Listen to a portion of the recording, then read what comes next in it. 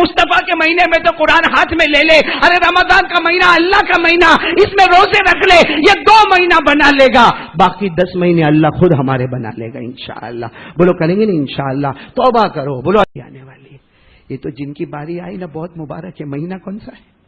शाबान। दिन कौन सा है? बोलो दिन कौन सा है? हदीस पाक में आता है कि जुमा के दिन और रात में किसी का इंतकाल हो जाए या रमजान के पूरे महीने में किसी का इंतकाल हो जाए, हदीस पाक में साफ लिखा है उसके जाने से पहले अल्लाह कब्र को जन्नत का भाग बना देता है। और जब कब्र में छूट गया तो हजरत उस्मान फरमाते जो कब्र में छूट गया वो कयामत तक छूटा रहेगा, बगैर हिसाब किताब के जन्नत में चला जाएगा। तो मेरे दोस्तों ये तो जन्नती है। बोलो ये तो हम कहाँ मरेंगे? कौन सा दिन होगा? जुमा होगा? कहाँ मरेंगे? कहीं ऐसा तो नहीं इस्तिंजा करते करते मौत आ जाएगी? कहीं ऐसा तो नहीं कि पिक्चर के थिएटर में बैठा होगा वहां मौत आ जाएगी? कहीं ऐसा तो नहीं कि खेलने के मैदान में गया होगा वहां रूह निकाल ली जाएगी? कहीं ऐसा तो नहीं मेरे दोस्तों के कोई गुनाह करता होगा और वहीं पे अल्लाह हमको पहुंचा देगा? ये तो बड़ा प्यारा है जिसको शाबान का महीना मिल गया और जुमा का दिन मिल गया। अरे मेरे दोस्तों इतने सारे लोगों के जनाजे की नमाज मिलेगी इंशाअल्लाह, लेकिन थोड़ी देर के लिए सोचो उसकी बारी थी, वो पास हमारी माँ हजरत आयशा, मेरी माँ बहनें भी सुन रही, आप भी सुन रहे, हमारी माँ हजरत आयशा रज़ी अल्लाह ताला अन्हा यही 15वीं रात में अपने कमरे में बैठी है और अचानक ऐसे जोर से रोई है। हमारी माँ हजरत आयशा रोई है 15वीं रात को। कौन सी रात को? शबे बारात में जो आने वाली है वो हजरत आयशा रज़ी अल्लाह ताला अन्हा रोई। अच्छा हजरत आयशा रोई तो सब जमा हो गए, भाई जमा हो गए, अम्मा क्या हुआ, अम्मा क्या हुआ, ये रात है, ये शबे बारात है, प्यारी रात है, मुबारक रात है, ये क्या हुआ? हजरत आयशा रज़ी अल्लाह ताला अन्हा ने फरमाया मैं तुम्हें क्या बताऊं, मैंने अपने कानों से इस रात के बारे में सुना है। मेरे आका ताजदार मदीना, बोलो ना मोहम्मद रसूलुल्लाह सल्लल्लाहु अलैहि वसल्लम ने फरमाया, हजरत आयशा ने सबको जमा करके कहा अल्लाह की कसम मैंने मेरे प्यारे नबी मोहम्मद रसूलुल्लाह सल्लल्लाहु अलैहि वसल्लम को फरमाते हुए सुना आज की रात कोई मामूली नहीं है, फैसले वाली रात है। बोलो ना कौन सी रात है? तो सबने कहा अम्मा आयशा फैसले वाली रात मतलब क्या? आज की रात फैसला मतलब किस बात का फैसला होगा? हजरत आयशा रज़ी अल्लाह ताला अन्हा ने फरमाया आज की रात फैसला होगा कि आने वाले साल में कौन गरीब रहेगा, कौन अमीर रहेगा। आज ही रात फैसला हो जाएगा। हजरत आयशा ने फरमाया आज शबे बारात 15वीं रात में फैसला होगा आने वाले साल में कौन गरीब होगा, कौन अमीर होगा। अरे ये भी फैसला होगा आने वाले साल में कौन बीमार रहेगा, कौन तंदुरुस्त रहेगा। और ये भी फैसला होगा कि आने वाले साल में कौन इज्जत के साथ रहेगा, कौन जिल्लत के साथ रहेगा। अरे आने वाले साल में ये भी फैसला होगा कौन जिएगा और कौन मरेगा। ये रात में फैसला हो जाएगा। अरे हमारी अमीरी गरीबी का फैसला होगा, हमारे सेहत और तंदुरुस्ती और बीमारी का फैसला होगा, हमारी इज्जत और जलील होने का फैसला होगा, अरे हमारे जीने और मरने का फैसला होगा। लेकिन अब हजरत आयशा रोई। सबने कहा अम्मा आयशा अब रोती क्यों, फैसला होगा।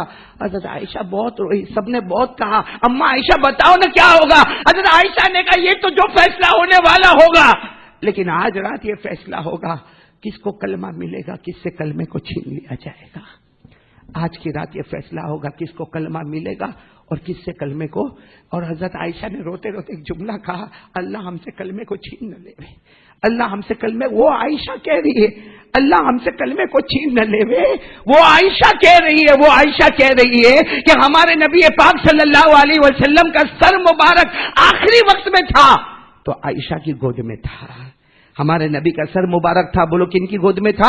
आयशा की गोद में था। अरे हमारे नबी पाक सल्लल्लाहु अलैहि वसल्लम के मुंह मुबारक में अगर थूक मुबारक आया आखिरी वक्त में तो हजरत आयशा का थूक मुबारक आया, इसलिए कि हजरत आयशा ने मिसवाक को नरम किया और उसके बाद हमारे नबी के मुंह मुबारक में रखा तो आखिरी लुआब मुबारक आयशा का था। बल्कि मेरे प्यारो आयशा वो आयशा है कि जिनके ऊपर जीना की तोहमत लगी है, सारे लोग खामोश थे, अल्लाह ने खुद आसमान से बराअत को नाजिल फरमाया था।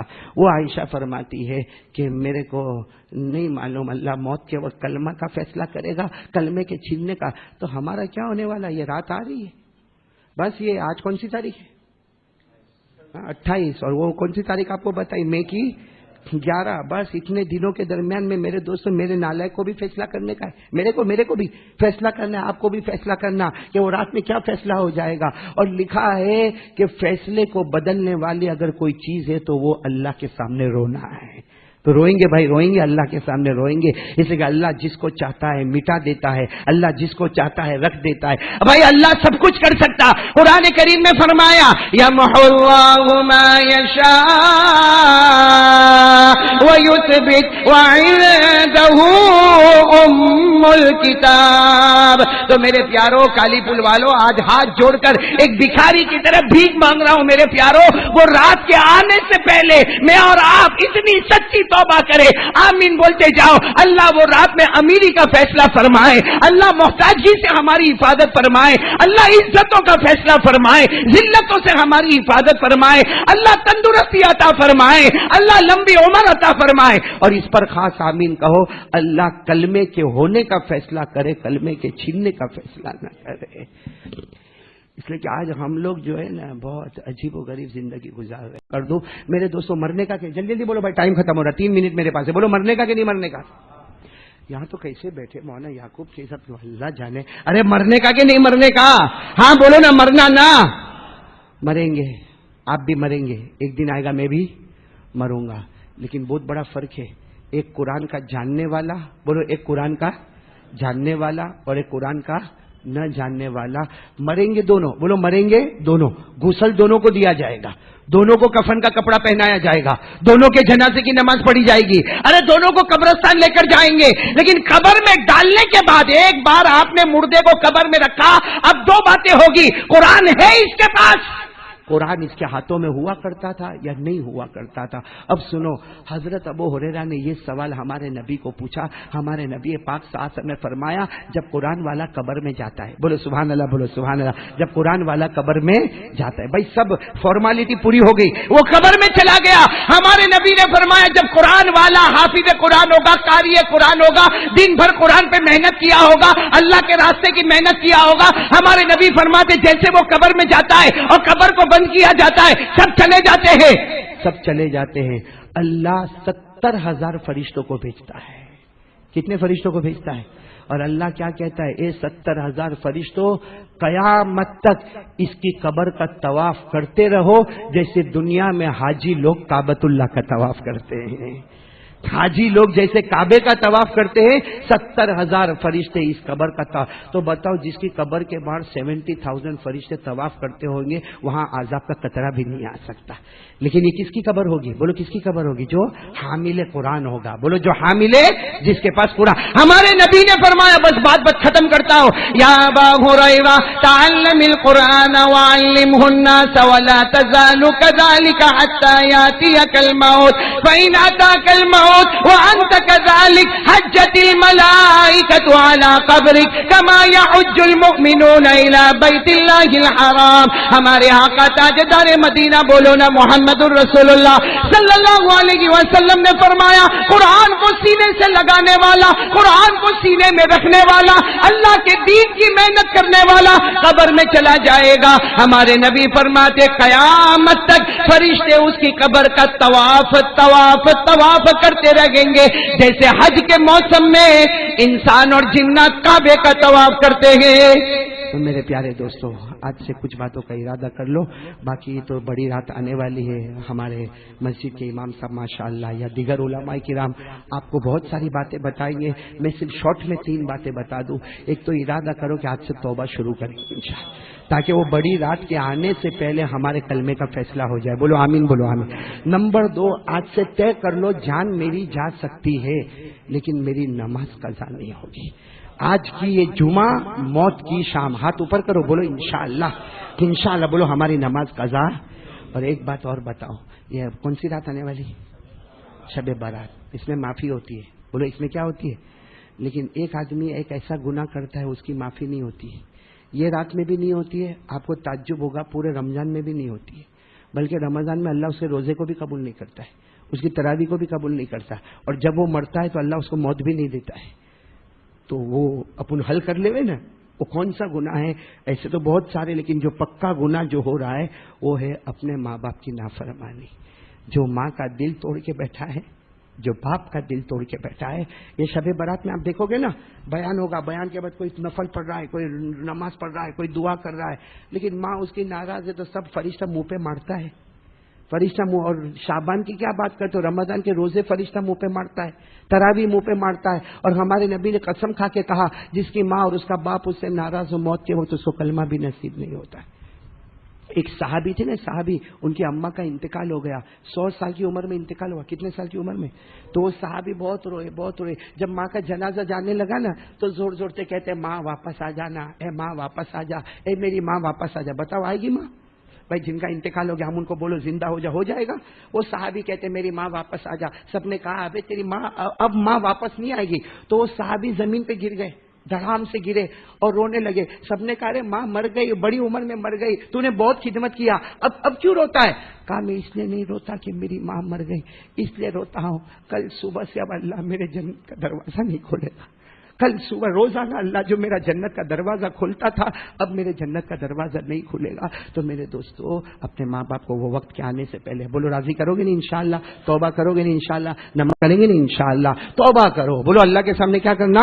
توبہ کرنا۔ آپ کو معلوم ہے نا، آپ کو معلوم ہے ہمارے نبی پاک صلی اللہ علیہ وسلم نے فرمایا پہلے لوگوں میں ایک گنہگار تھا، بولو پہلے لوگوں میں ایک گنہگار، شرابی، کبابی، جواری، آخری درجے کا گنہگار، اور لمبی عمر ہو گئی اس کی اور بالکل گنہگار، یعنی کوئی گناہ اس نے چھوڑا نہیں، نہ شراب، نہ شباب، نہ کباب، نہ زنا، نہ چوری، نہ جوا، کوئی گناہ چھوڑا نہیں۔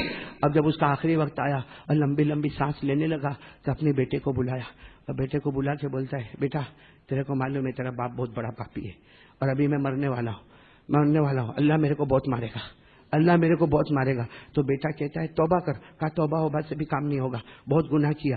تو بیٹے نے کہا کرنا کیا؟ کہا میں مر جاؤں نا میرے کو جلا ڈالنا، میں مر جاؤں میرے کو جلا ڈالنا، اور پھر میری جو راکھ ہوگی نا راکھ کو آدھی راکھ کو دریا میں بہا دینا، آدھی راکھ کو جنگل میں ڈال دینا، اللہ جمع کرے گا نہیں تو سوال جواب بھی ہوگا نہیں۔ میں کہا آدھی راکھ دریا میں چلی جائے گی، آدھی راکھ وہ جنگل میں، اللہ جمع کرے گا نہیں تو سوال جواب بھی نہیں ہوگا۔ بیٹے نے کہا ٹھیک ہے، باپ نے اتنا کہا اور مر گیا، جیسا مرنا تھا بیٹے نے باپ کو جلا ڈالا، راکھ بنایا، راکھ کے 2 حصے کر دیا، 50% راکھ کو دریا میں بہا دیا، 50% راکھ کو جنگل میں بہا دیا، اور کہنے لگا ابا تیری وصیت کو پورا کر دیا۔ اب تو کہاں اللہ جمع کرے گا، لیکن میرے پیارو ہمارے آقا صلی اللہ علیہ وسلم نے فرمایا اسی وقت اللہ نے جمع کیا، اس کو واپس زندہ کر دیا۔ بولو سبحان اللہ۔ اللہ نے زندہ کیا اور کہا، اللہ نے کہا بول کیا کروں؟ تو نے تو آدھی راکھ دریا میں ڈالی تھی، آدھی راکھ تو نے جنگل میں ڈلوائی تھی، کہ اللہ تیری پکڑ نہیں کرے گا، بتا میں کیا کروں؟ کوئی جواب نہیں دیا۔ اللہ نے کہا لیکن ایسا کیوں کروایا؟ تو نے اپنی باڈی کو جلوا دیا، راکھ کو ادھر ادھر پھینک دیا، ایسا کیوں کروایا؟